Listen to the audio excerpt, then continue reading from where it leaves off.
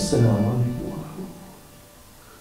السلام عليكم ورحمة الله وبركاته. يا رب يخليك ابشتو بنات ان شاء الله. رزق الرزق حلال ان شاء الله. خيرا بسم الله خيرا لما وصلنا الله. امين الحمد لله يا رب.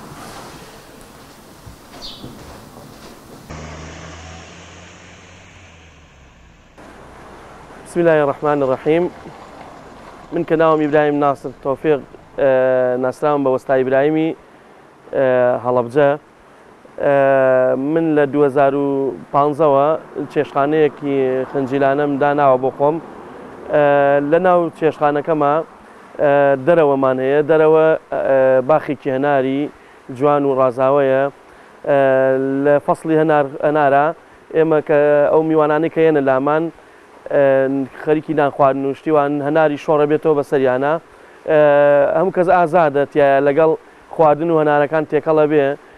تاموچێژێکی تایبەتی هەنارەکانیش دوای ئەوە کەش و هەوایەکی خۆشی بۆ ڕخساوە بۆ میوانە بەڕێزەکان.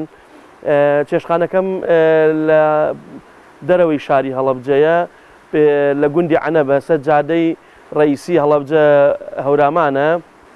سەرەتا من بەیانیان زوو هەڵەسم چۆن ڕاهاتم و فێربووم. بەیانیان زوو هەڵەسم کە دێم لە ڕێگا دوورکەعان نوێژ ئەوەی کە کاتەکەم گونجاو بێ لا دەم دوورکەعان نوێژەکەم هەروەکو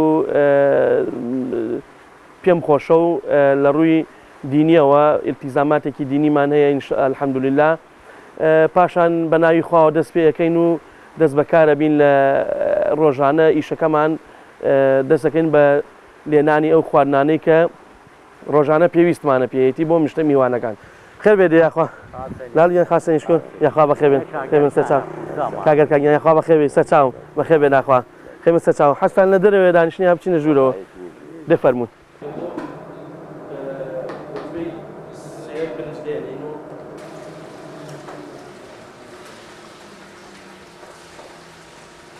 شاری هەڵەبجە پارێزگای هەڵەبجە ڕۆژ بە ڕۆژ سات بە سات بەرەو فراوان بوونەچێت بەرەو گەورە بوونەچێ ئەلحەمدولیلا. جا ئێمەش ئەبێت هەوڵ بین ئامادەکاریەکی باشتر و چاکتر لە جاران بە خواردنێکی تەندروست خواردنێکی پاکوتەمیز ئامادەکەین بۆ ئەو میوانانەی کە لە دەرەوەی شار دێنە ئێرە.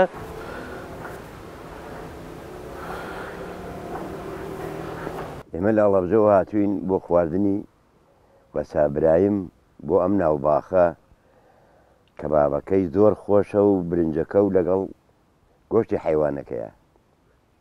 هەموو شتێکی هەموو نەوە عەشلەیەکی هەیە هەر حەزەکەی لەم باخا دانیشی نانخۆی. ئێمە لەبەر خاتری ئەوە هاتوین کە ئەم جەوە زۆر خۆشە. بۆ لای کاک برایم هاتوین بە تایبەتی لە هەڵەبجەوە. لە هەڵەبجە مەتعەم زۆر و شتی لێ بوو بەڵام ئێرەمان بەلاوە زۆر زۆر خۆشتر بوو. دی هیوادارین هەموو کەسێ ڕووی تێ بکە شوێنەکەی حتا حەزکەی خۆشە هیچ عیبێکی تیان نییە. پاک و پوختە شاگردەکانی چاکن خواردنەکەی پاکە بە تایبەتی ئێمە لە هەڵەبجە هاتین بۆم خواردنە. ئەوە کەبابە و ئەمە گۆشتی حیوانە و ئەمە برنجە و ئەمە قەیسیە و ئەوە بانجانە و ئەوەی پتەوێ هەیەی خوا بەزیایی نەزانێ خوا زیایی کە. دە قوربانگیان وەرن ئەمانە حازرکەن بۆ ئەو میوانانە ئێستا تۆزێکترۆیەن با شتان حازر بێ و ئامادە بێ. ڕقابەیەکی خوایشمان بە بەردەوامی لەسەرە.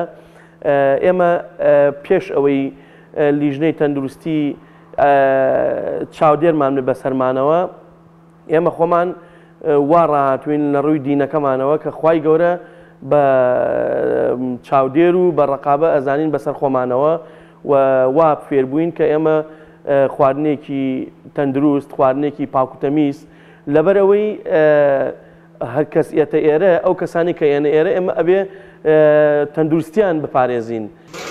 برنجە زۆربەی ئەمە دوو نوع برنجمان هەیە. برنجی کوردیمان هەیە و برنجی کەنیکیمان هەیە. لە شلەکانیش ئەمە بامیە. ئەمە بامیمان بە هەموو شوێن فەسڵەکانمان هەیە. لە دوو شوێن ئەو کەبابخانەمان هەیە و زائیدەن چێشتخانە و خواردنەکان کە ئەویش ڕۆژانە 6 نوعش لەمان هەیە، برنجی کوردیمان هەیە، برنجی درێژمان هەیە و 3 نوع 4 نوع مریشکمان هەیە و دوو بە دوو شێوازیش گۆشتی حیوان بەکارهێنین. قۆزیەکی جوان و خواردنێکی بەتام ئەو کەسێک کە یێتە ئێرە. سپاس بۆ خوای گەورە کە فەزڵی خوای گەورەیە پێبەخشیوین کە کەس نایاڵین کەس لێمان ناڕەزا بێت لە خواردنەکان.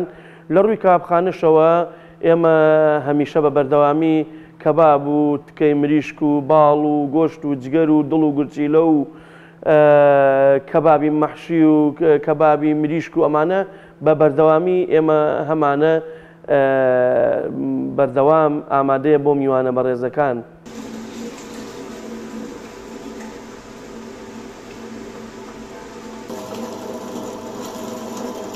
بۆ داهاتووشمان ئینشاءڵڵا بە پشتوپەنای خوای گەورە بۆ داهاتوو ئامادەکاریەکی باشتر و چاکتر و ستافێکی تون و تۆڵترمان ئامادە کردووە لە ڕووی خواردن و ئامادەکردنی بۆنەکان و خواردنێکی زیاتر تەندروست و زیاتر باشتر و ئێمە ئەبێ ڕۆژانە کەینە ئێرە بیل لەوە بکەینەوە کە ئەم ڕۆمان لە دوێنێ زۆر باشتر بێ لە ڕووی تەندروستی و لە ڕووی تاموچێژ و لە ڕووی پاکوتەمیزیمانەوە.